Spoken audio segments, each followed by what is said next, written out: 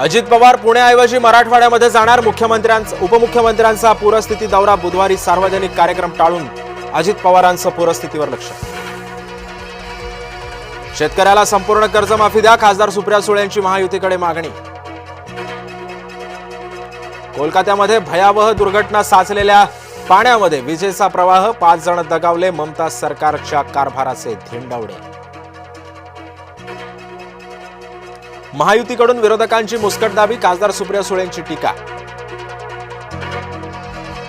केंद्रीय गृहमंत्री अमित शाह यांनी केलं अंबामातेचं पूजन. तलवार भेट देऊन गृहमंत्र्यांचा सत्कार.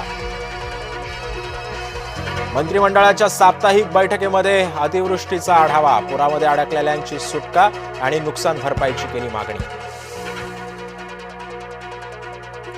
पंकजा मुंडे बीडच्या पूरस्थितीचा आढावा घेणार. नागरिकांना सतर्क राहण्याचं मुंडेंचं आवाहन. मराठवाड्यामध्ये पुरानं स्थिती भीषण. अतिवृष्टीनं अनेक ठिकाणी शाळा बंद. शाळकरी मुलांच्या सुरक्षिततेमध्ये वाढ दृष्टीनं प्रशासनानं घेतला निर्णय.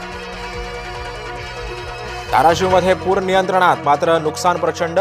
पुरामध्ये अडकलेल्या नागरिकांना हेलिकॉप्टरद्वारे वाचवलं. आता आव्हान शेतीच्या नुकसान भरपाईचं.